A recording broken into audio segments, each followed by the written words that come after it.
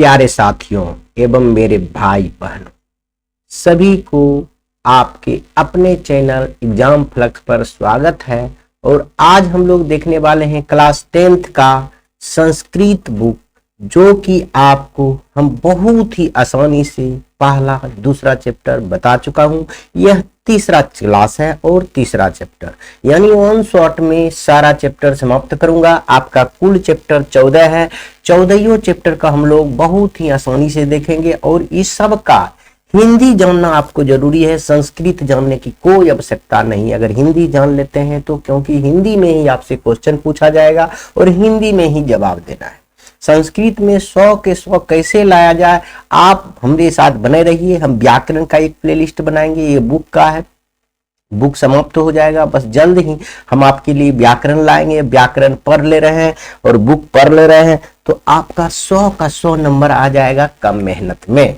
तो देरी ना करते हुए आलस्य कथा, यह चैप्टर का नाम है, चैप्टर 3 है। और यह चैप्टर जो है व्यंग्यात्मक कथा है। अब पहला इसमें क्वेश्चन पूछेगा आलस्य कथा के लेखक कौन है, तो आप बताइएगा बहुत ही आसानी से। इसका लेखक का नाम है विद्यापति। क्या नाम है? विद्यापति। अब देखिए, पहले यह सुनिए आलस्य कथा है क्या। इसमें 4 आलसियों की बात कहा गया है। सुनिए, थोड़ा सा कहानी सुन लीजिए, उसके बाद वह कहानी यदि याद है तो सारा क्वेश्चन आप जवाब दे सकते हैं। नहीं तो कहिए तो हम पहले बता दे रहे हैं, पहले बता ही दे रहे हैं, पहले हम आप बता दे रहे हैं। देखिए, पाठ आलस्य नहीं तो थोड़ा सा समझ लीजिए तो आपको भी बढ़िया रहे। मान लीजिए यह 4 आलसी है, हो गया, 2 हो गया,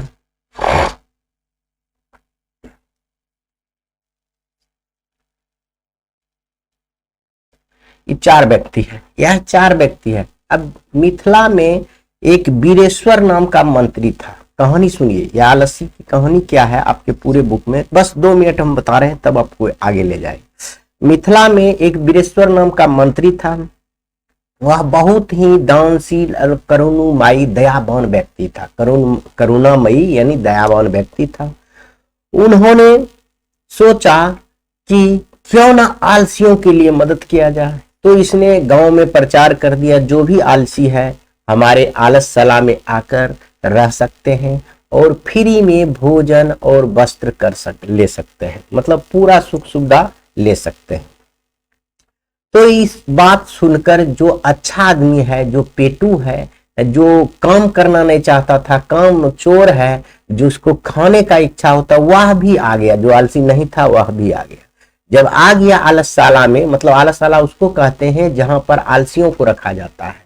जैसे पुस्तकालय वहां उसको कहते हैं जहां पर पुस्तक को रखा जाता है। जहां छात्रावास उसे कहते हैं जहां पर छात्र को रखा जाता है। उसी प्रकार आलसशाला में बहुत सी आलसी आ गया, जिसको ढोंगी आलसी कहते हैं, वह भी आ गया।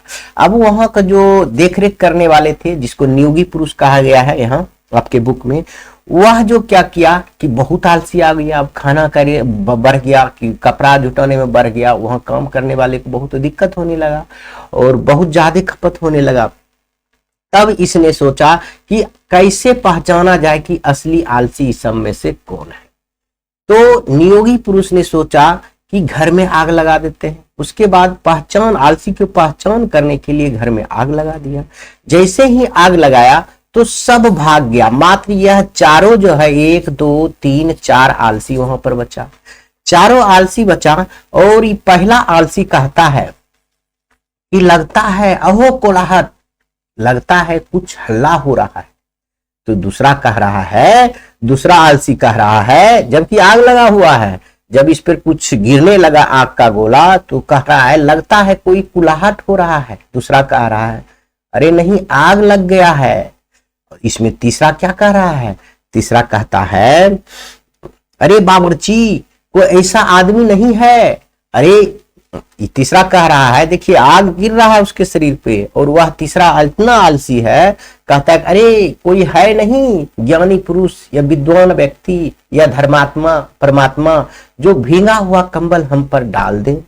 और चौथा तो और कमाल की बात बोला, कहता है कि अरे कितना तू सब हल्ला करता है, कितना हल्ला करता है। अब सुनिए, यह देखकर नियोगी पुरुष जो है जो उस पाठशाला में थी, आलशाला में जो खाना पीना खिलाने का काम करता था, वह सोचा अब इसको नहीं निकालेंगे तो यह मर जाएगा, और उसके बाद उसको बाल पकड़कर बाहर किया। उसके बाद यह चारों आलसी को समझ में आ गया, यह चारों आलसी सही है और बाकी सब ढोंगी भाग गया, तो यह चारों आलसी को बहुत ही धन संपत्ति देकर विदा कर दिया। इतना ही कहानी है।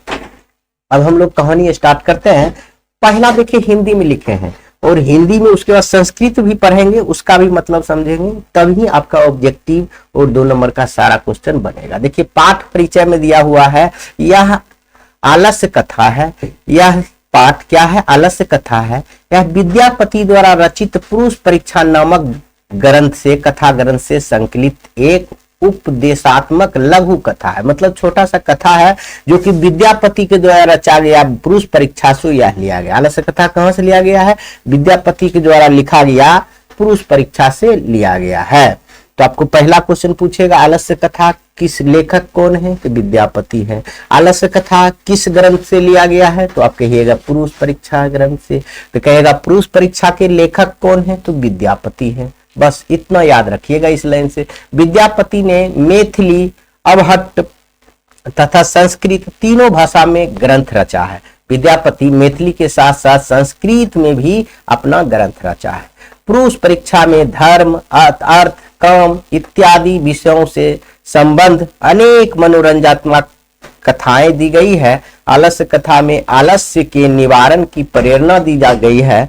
इस पाठ में संसार की विचित्र गतिविधियों का भी परिचय मिलता है। देखिए आलस्य क्या है, यह परिभाषा दी है, किसी भी काम को देर से करने या उसके करने से बचने को आलस्य कहा जाता है। समझ गए? देखिए आलसी के बारे में यह कहा गया है, जो सुस्त यानी निकम्मा होता है उसे आलसी कहा जाता है। आलसी व्यक्ति जीवन में सक्रिय नहीं होता है और समय पर अपना काम नहीं करता है। इस स्वभाव के लोग काम करने से बचने के बहाने ढूंढते हैं या फिर अपना काम दूसरे से करवाते हैं। यह पाठ परिचय है। अब हम देखिए बच्चों, अब हम लोग यह स्टार्ट करने वाले हैं कहानी इसका। और जो आपके बुक में है आप बुक निकाल लेंगे, चाहे बुक नहीं है तो भी कोई दिक्कत नहीं है, हम बुक का सारा यहाँ प्रिंट कर दिए हैं, पहले संस्कृत में उसके बाद हिंदी में। तो लेकिन आपको दोनों चाहिए, आपको हिंदी कहानी भी समझा देंगे तो काम हो जाता है, टॉप कर सकते हैं, 100 पे 100 ला सकते हैं, लेकिन संस्कृत भी पढ़ना बहुत जरूरी है। कह रहा अयम पाठ, मतलब इस पाठ में क्या पढ़ना है?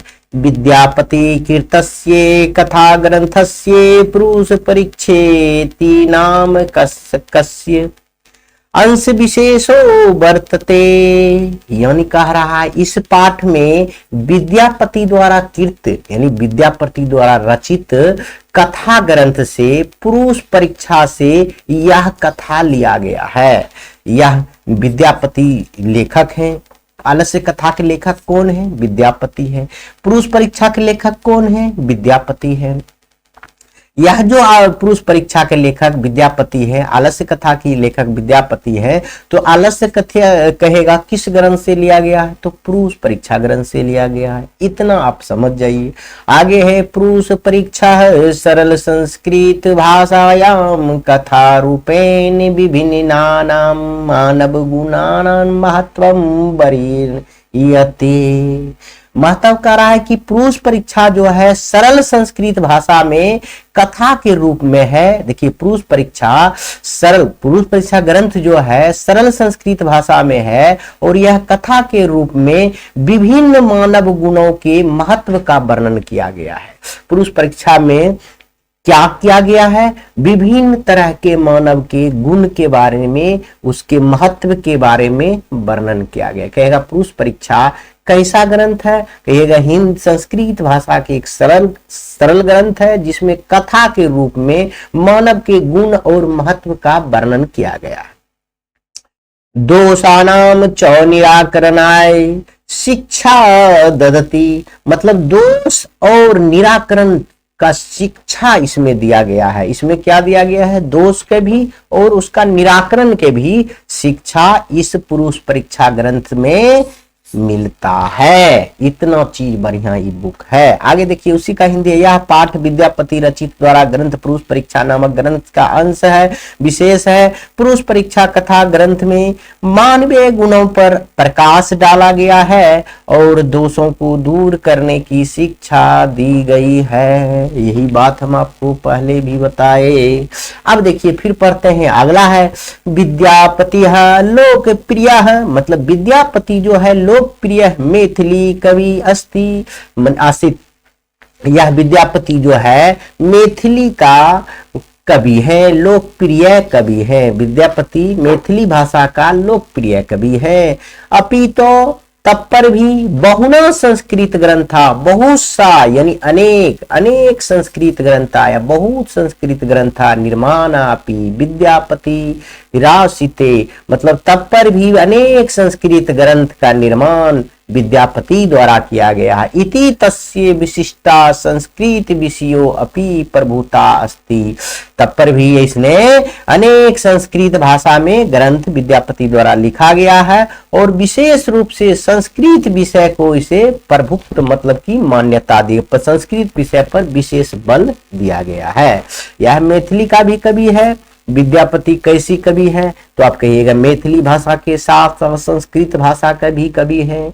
इन्होंने संस्कृत भाषा पर ज्यादा विशिष्ट रूप से जोर दिया है। यहाँ तक हो गया। अब पढ़ेंगे प्रस्तुत पाठे आलस्य नामक कस्य दोषस्य निरूपेण व्यंग्यात्मक कथा प्रस्तुता विद्यते। कह रहा है प्रस्तुत पाठ, इस पाठ में आलस्य नाम का दोष निराकरण के लिए व्यंग्यात्मक कथा प्रस्तुत किया गया है।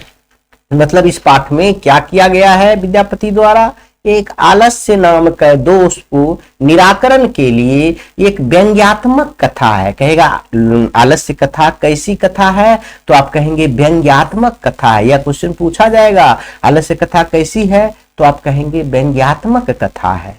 याद रखेंगे। नीतिकारा आलस्यस्य निरूपमं मान्यते। निरूपम मतलब होता है दुश्मन, मतलब नीतिकार जो है, अच्छे लोग जो है, जो नीति बनाने वाले हैं, वह जो आलस्य को दुश्मन मानते, मान्यते मतलब मानते हैं, निरूपम मतलब दुश्मन, मतलब कि किसको दुश्मन मानते हैं नीतिकार लोग, आलस्य को। यह भी याद रखेंगे। इसका हिंदी देखिए। विद्यापति लोकप्रिय मैथिली कवि थे और अनेक संस्कृत ग्रंथों के निर्माता भी विद्यापति थे। इनकी विशेषता संस्कृत विषय में बहुत है। प्रस्तुत पाठ में आलस्य दोष है, इसे साबित करने के लिए व्यंग्यात्मक कथा प्रस्तुत किया गया है। नीतिकार लोग आलस्य को शत्रु मानते हैं या दुश्मन मानते हैं। निरूपुर मतलब शत्रु ही समझिए, हम दुश्मन बोले हैं उससे कोई दिक्कत नहीं है, क्या है शत्रु होता है। आगे आएंगे। आगे लिखा हुआ आसित मिथिलायाम वीरेश्वर नाम मंत्री, मतलब मिथिला में वीरेश्वर नाम का एक मंत्री था। मिथिला में क्या था, वीरेश्वर नाम का एक मंत्री था। एकदम आराम से समझेंगे, ऐसा नहीं है कि वह तो पाठ का परिचय था, यहाँ से आपका कहानी स्टार्ट हो रहा है। वह आपका पाठ परिचय था और यहाँ से आप कहानी समझिए। मिथिलायाम वीरेश्वरे नाम मंत्री, मतलब मिथिला में एक वीरेश्वर नाम का मंत्री था। सौ मतलब वह, च मतलब और, वह जो है वह क्या होता, वह स्वभाव से स्वभाववाद, दानशील, करुणी, कक्ष, सर्वोभयो दुर्गत्योभयो अनाथ भयाश्च प्रत्यहमीच्छा भोजनम दापयति।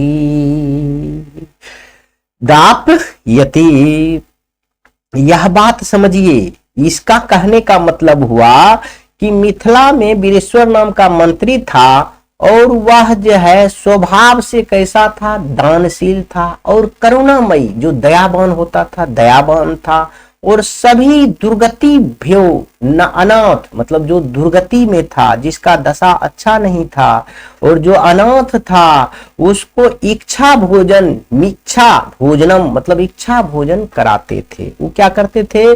जो यह मिथिला के एक मंत्री है, जो स्वभाव से दानशील था, करुणामय, करुणिक था और सभी दुर्गति प्राप्त और अनाथ व्यक्ति को इच्छा भोजन करवाता था। इसका मतलब ये हुआ तन्मुध्यो अलसे भयो अप्यनन बस्ते दाप्यति ही यतः। यहां कह रहा है तब उन्होंने आलस्यों के बारे में भी वस्त्र दान देने के लिए सोचा था, वस्त्र देता था, आलस्यों को भी उन्होंने वस्त्र दान देता था, कर्मयी था। देखिए यह लाइन से आपको समझना है, वीरेश्वर नाम की मंत्री है, वह स्वभाव में दानशील करुणामयी था और दुर्गति प्राप्त, जो जिसका दशा ठीक नहीं था, अनाथ था, उसको इच्छा भोजन कराता था, उसको जो मांगता था वह देता था और उसके बाद वह आलस्यों को भी पसंदीदे वस्त्र भी दान करता था, आलस्यों को भी दान करता था। देखिए यहाँ हिंदी लिखा हुआ, मिथिला में वीरेश्वर नाम के एक मंत्री था, वह स्वभाव से दानी और दयावान था। यह संकटग्रस्त तथा अनाथ लोगों को प्रतिदिन इच्छा भर भोजन देता था। यह आलसियों को भी अन्न वस्त्र देता था, क्योंकि यथा मतलब क्योंकि, अब आगे पढ़ेंगे, क्योंकि निर्गति नाम चौ सर्वे सामलमसा प्रथमो मता की चिन्ह क्षमते कर्तृ जाठरे ना अपि बहिनाना। मतलब कह रहा है दुखी मनुष्य, निर्गति नाम, जिसका निर्गति अच्छा नहीं है और जिसको सबसे ज्यादा आलस्य है, सर्वो आलस्यसा आलस्य, यह सर्वो सामलसा मतलब सभी जगह। तो यहां कहेंगे जिसका गति अच्छा नहीं है और आलस्यों को प्रथम मत है, मतलब कि जो जिसको गति अच्छा नहीं है, यानी दुखी मनुष्य में पहला स्थान, प्रथम स्थान जो है आलस्यों का भी होता है। यानी जिसका दुखी मनुष्य निर्गति नाम मतलब जिसका गति अच्छा नहीं है, वह गति अच्छा नहीं में से आलसी भी एक नंबर पर आता है, आलसी जो है वह एक नंबर पर आता है। वही करे कि चिन्नम क्षमते कुर्तु जाठरे ना अपि बहिनाना, मतलब यह जो है कुछ भी नहीं करता, इसका भूख रहे, जठ मतलब पेट का आग भी अगर रहे तो भी उसको इतना क्षमता नहीं है कि वह खाना लेकर खा ले, वह मर जाएगा लेकिन खाना उठाकर नहीं खाएगा। इस पंक्ति का यही अर्थ हुआ। तो यहाँ क्योंकि लिखने का इसलिए मतलब हुआ, यह आलसियों को वस्त्र दान देता था, क्योंकि वह जो है दुखी मनुष्य में पहला स्थान आलसियों का होता था। इसका मुख्य सिद्धांत भूख रहना अच्छा है लेकिन कोई काम नहीं करना है, अर्थात आलसी लोग पेट की आग सह लेता है किंतु परिश्रम करना नहीं चाहता है। यही किचुन मतलब किंतु, जठ मतलब जठ पेट की आग जो है बुझा लेता था, पेट की आग न सह लेता था लेकिन वह किंतु मतलब परिश्रम करना नहीं चाहता था। कौन? आलसी। तो इसको भी दुखी व्यक्ति के श्रेणी में वह मानते थे वीरेश्वर। तब क्या हुआ देखिए, तब हुआ ततो आलस्य पुरुषाणाम तत्रेष्टि लाभान श्रुत्वा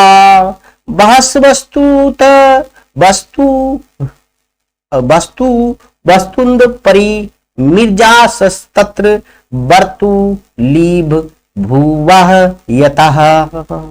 यानी कहने के बाद है, जब वह मंत्री जे आलस्य की व्यक्ति को वहां खूब धन लाभ सुनकर बहुत से तोंद लोग भी जमा हो गए, क्योंकि अदा मतलब क्योंकि होता है। देखिए यह क्या हुआ, तब क्या हुआ, आलस्यों को बहुत सा धन देता था हुआ राजा वीरेश्वर, तो वहां और उसको आलस्यों को खाना देता था, बहुत सा लाभ देता था। तो वहां कुछ जो है न तोंद वाले लोग मतलब पेट वाले लोग यानी पेटू लोग भी यहाँ आ जाते हैं। तो वही होगा। देखिए इसके बाद आलसी व्यक्ति को वहां खूब धन लाभ सुनकर, आलसी व्यक्ति को फायदा देखकर वहां के लोग जो है तोंद बढ़े लोग, मतलब पेट जिसका बढ़ा हुआ है, जमा हो गए।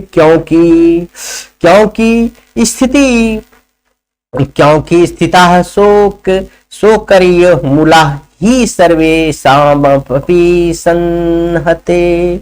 मतलब सुविधाजनक जो स्थिति देखकर जो है सभी लोग उसे प्राप्त करना चाहा। स्थिति जो है वो जो आलसी को स्थिति देखा कि बहुत सुंदर है, आराम से बैठ के खा रहा है, तो हम लोग काहे कम करेंगे, हम भी जाकर खाएंगे। वही लिखल हुआ है, सजाति नाम सुखम दृष्टियतवा के न धावंती जनतवा। मतलब कह रहा है सुविधाजनक स्थिति को देखकर सभी लोग उसे प्राप्त करना चाहते हैं। कौन ऐसा जीव है जो अपने जाति का सुख देखकर नहीं दौड़ता है। अर्थात सभी लोग अपने जाति का सुख देखकर आकृष्ट होते थे, अर्थात सभी सजाति लोग जो है देखकर आकृष्ट हो गए और वहां बहुत सा लोग आ गए।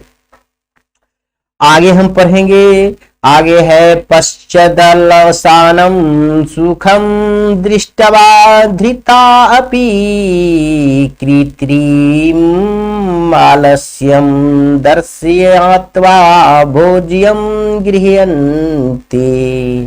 यानी बाद में क्या हुआ, आलसियों का सुख देखकर धूर्त भी बनावटी आलसी दिखाकर भोजन करते थे।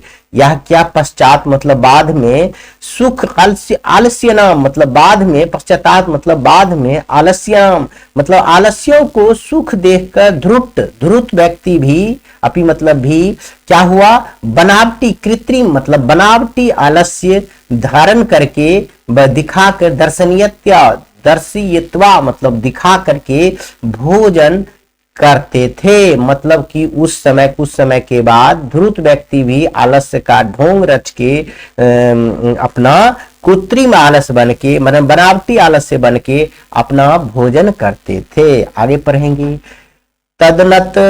तदनंतरन्मल सयालास्याम बहुद्रव्याम दृष्ट्वा तनियोगी पुरुषो परामिष्टम। यहां कह रहा है तब जो है आलस्य श्याला में, तब क्या हुआ, आलस्य श्याला में बहुत द्रव्यम मतलब बहुत ज्यादा खर्च नियोगी पुरुष तनियोगियो पुरुष तदन्य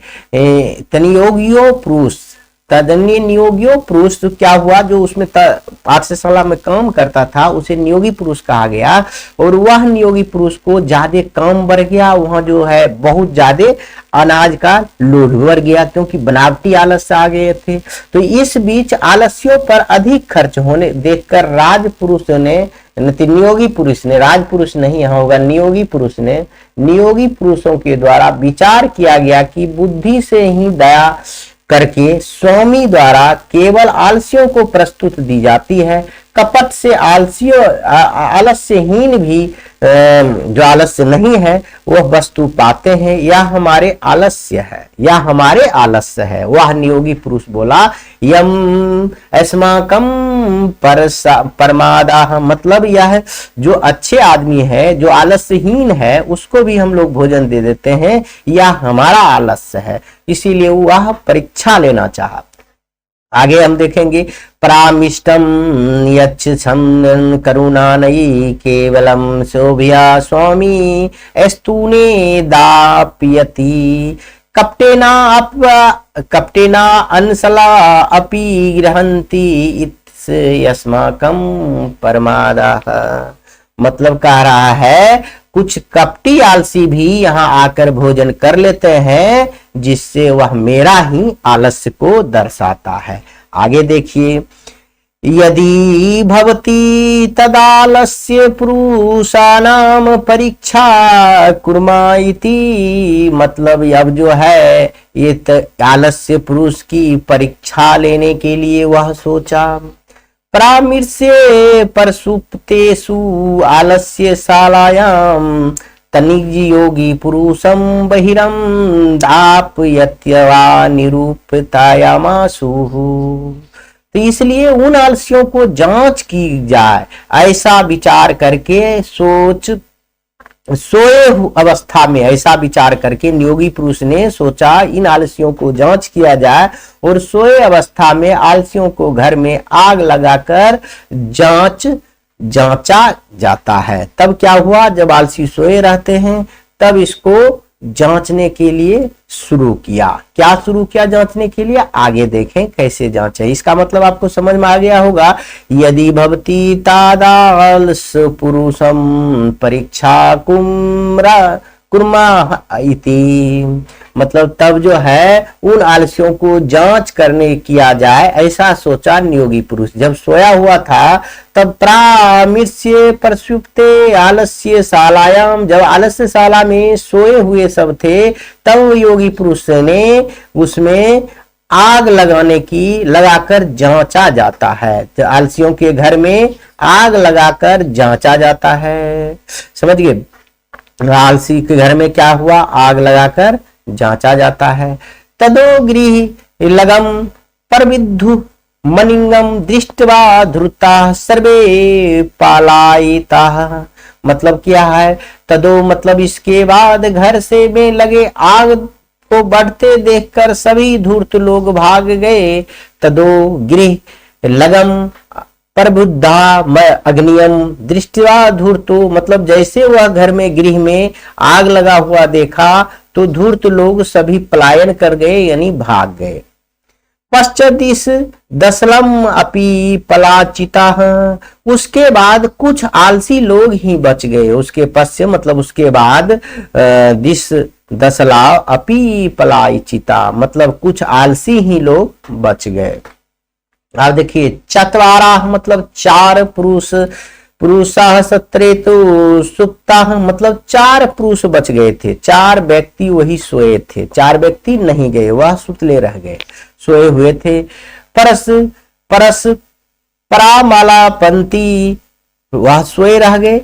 एकेन मतलब एक ने, उसमें से चार आलसियों में एक ने वस्त्रावृत मुखे नोकवता हो कथ्यम कोहालत कोलाहट अल्लाह, मतलब इसमें से पहला ने वस्त्र कुछ नहीं बोला और बोल रहा कि वस्त्र वैसे ढके हुए हैं मुंह पर, और बोल रहा हो यह कैसी कोलाहट है। तो दूसरा आलस्यों ने बोला द्वितीय नो कथ्यते, द्वितीयो नो कथ्यतम, मतलब दूसरा आलसी बोलता है तकृत्ये यदस्मिनी गृह अग्नि ने लगे अपीसी अस्ति, मतलब लगता है घर में आग लग गया है। दूसरा मित्र कहता है लगता है घर में आग लग गया है। तृतीयो योनो कथ्यम, मतलब तीसरा कहता है कोयपि तथा धार्मिको नास्ति या इदानी जला दोषो भुवनी कटो वास्यम परवीनोति, मतलब कह रहा है कोई जो है धार्मिक पुरुष नहीं है जो जल से भींगा हुआ कंबल हमारे शरीर पर डाल दे। और तब चौथा कहता है चतुर्थ न्योक्तम, चतुर्थे न्योक्तम, क्या कहता है चतुर्थ आलसी बोलता है, चार ही बचा था। ए बाचाला कति बचती बक्तु सकनु, मतलब ए बाचाला काहे तू हल्ला कर रहा है, तुसी कथ्यम न तिष्ठम, शांत नहीं रहा जाता है। वह चौथा बोलता है अरे बाचालो क्या बोल रहा है, चुपचाप शांत नहीं रहा जाता। अब समझिए वहां आग लगा हुआ है और वह सोया है उस घर में, उसके शरीर पर आग का टुकड़ा गिर रहा है, तब पर भी वह अपना जान बचाकर भागना नहीं चाह रहा है। वो और कह रहा है, पहला आलसी कह रहा है अरे लगता है कोई कोलाहट है, हल्ला हो रहा है, तो दूसरा कह रहा है लगता है आग लग गया, तब पर भी नहीं भाग रहा। तीसरा कह रहा है कोई धार्मिक पुरुष नहीं है यहाँ पर आसपास में जो कि हमको भींगा हुआ कंबल ओढ़ा दे। चौथा कह रहा अरे सब तू सब कितना बोलता है, शांत भी नहीं रहा जाता है। इसका मतलब ये हुआ। आगे हम पढ़ेंगे तत्श्रुतु नामति तेषामेवाम परस परालापम श्रुत्वा बहिरम च परविद में सामुपरि पतिष्यतं दृष्ट्वा नियोगी पुरुषे वर्धवे चातवारो अपसे लसला अप्स लसाह, मतलब चारों आलसियों को उन्होंने नियोगी पुरुष जो है वह देखा, अब वह मर जाएगा, इसलिए उस सबको बाल पकड़कर बाहर खींचा। यानी केशोभ्याम कीर्ते गृहिणी गृहिणी बहिष्क्या, मतलब केस की पकड़कर उनको गृह से बाहर निकाला, इसलिए कि लगता था वह मर जाएगा।